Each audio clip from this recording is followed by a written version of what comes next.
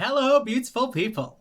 I'm doing the breakfast book tag today. This will be the second time I've filmed it, so if this doesn't go well, it will never see the light of day because I can't do it a third time. I have actually planned out some of these questions and I'm really looking forward to sharing my thoughts with some of them. I was tagged by Eric over at Break Even Books and I will make sure to link his video down below in the description.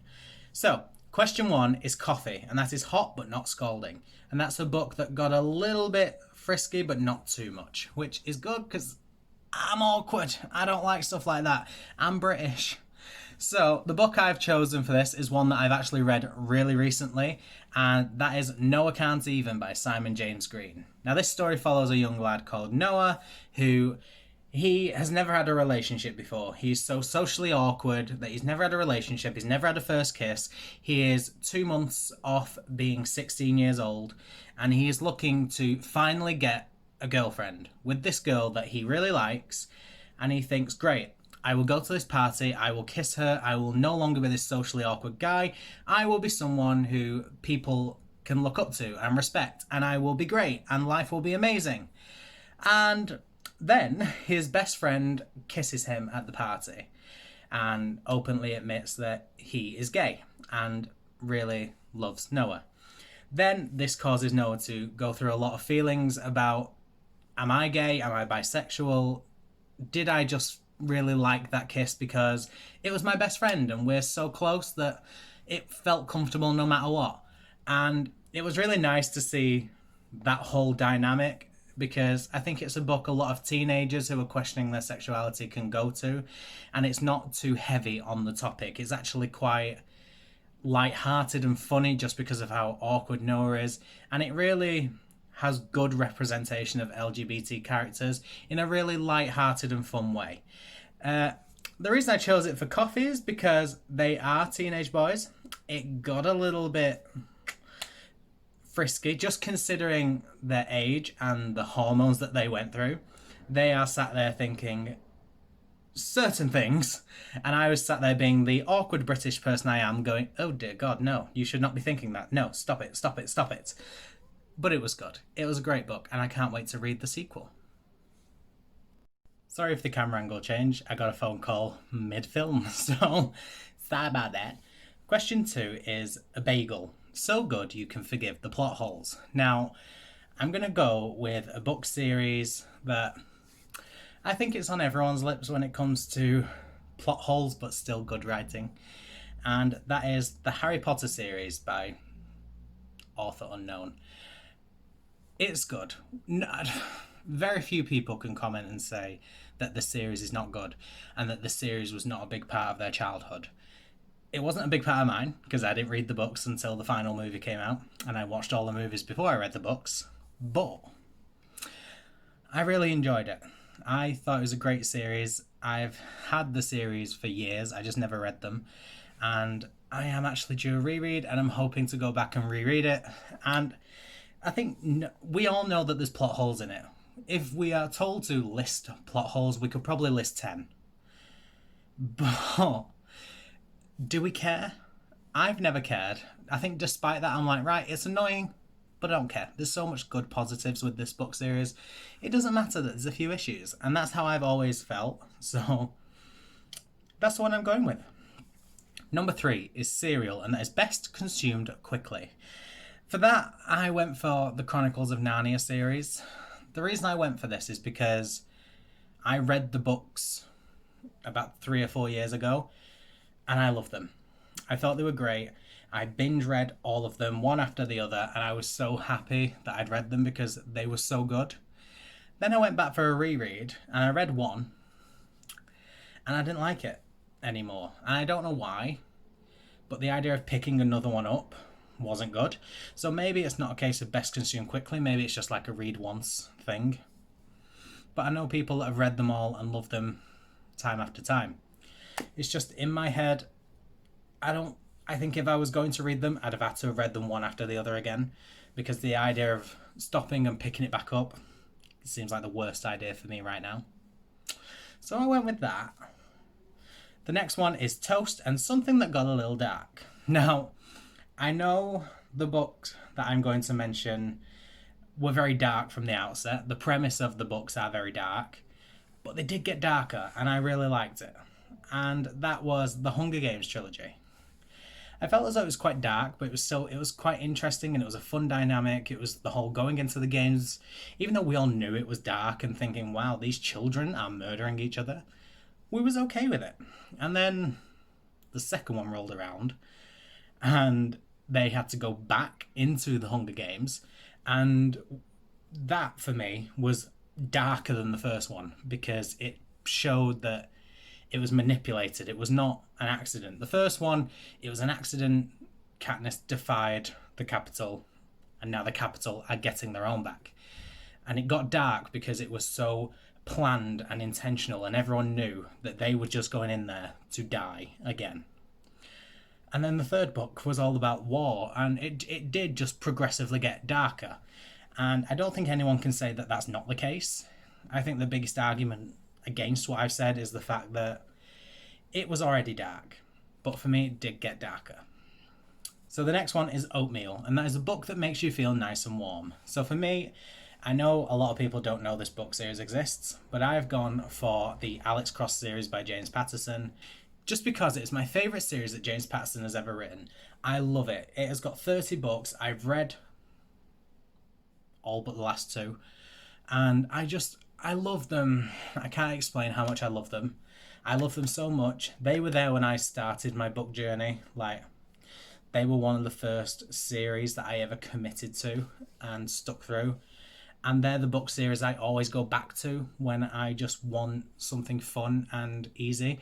The content's quite dark, so it's not like a simple, easy read, but it's something that I love so much. And whenever I pick up an Alex Cross book, it feels like home, and I will always go back to that. So that is my Oatmeal book. The next book is Juice. So you've got to pick your favourite flavour of juice and then pick a book based off the colour of that juice. I picked apple juice because I love apple juice. I think it's great. And I chose green because I know apple juice can come in... Well, apples can come in red and green, but the juice is always green. And for... What did I pick? Oh yeah. For this, I chose the book Wicked. I have not read the book, and I know that the musical is so much different to the book, but I love the musical so much, so when I saw the book, I just picked it up and I was like, yes, yes, yes, yes, yes, please. And then I've just been too scared to read it because I didn't want it to taint my love for the musical, but I know that that's not going to happen anyway. Like, it might. It's a genuine fear. It might.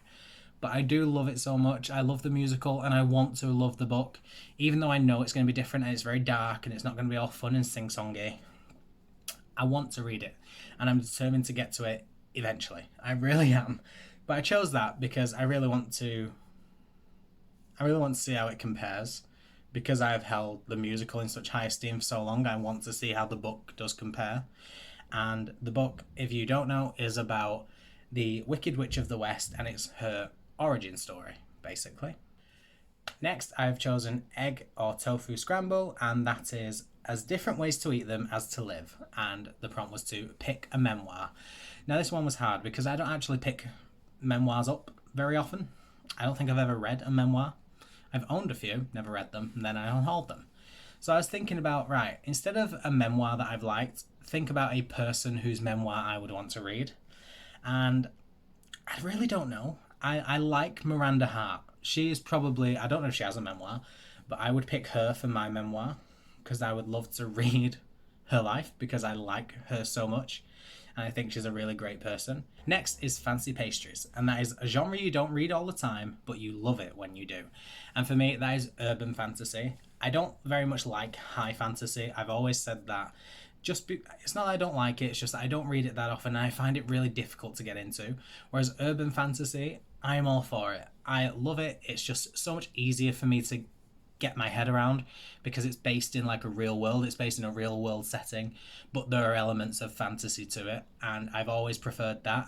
And I don't pick it up too often because I don't want to overwhelm myself with all of it because it's not the easiest thing to get into, but for me it's a nice step. So I tend to stick with my thrillers, but when I read an urban fantasy, I always love it. I would class Harry Potter as an urban fantasy. Same with the Mortal Instruments or any of the Shadowhunter books. And that's what I love.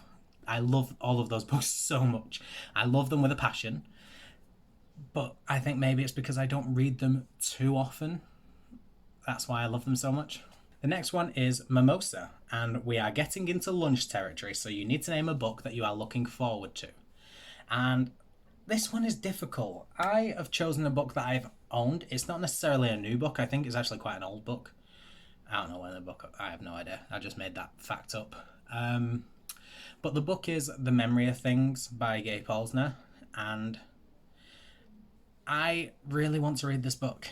It is set on the day of the 9/11 attacks, and there is a young boy, I think he's a young boy. He's basically been told to go home from his school, and on his way home he finds a girl who is covered in ash and she doesn't really want to speak.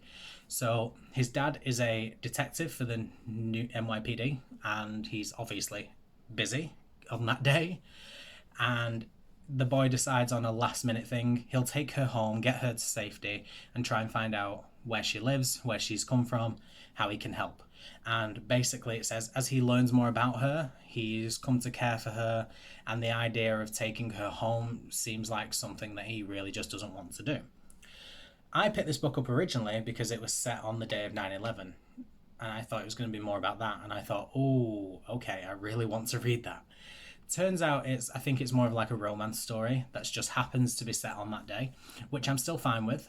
And I'm really interested in reading it because I love I don't like historical fiction, but I love all things like 9/11, Titanic, anything that can have a conspiracy theory. I really like it. And I don't necessarily believe any conspiracy theories, but I love researching all the conspiracy theories. I love watching documentaries on it. And I love events that can potentially have conspiracy theories. And because 9/11 has been surrounded by a lot of conspiracy theories, I'm fascinated by it. And I think it's a horrible day, and it'd be nice to just see what this book does with that event.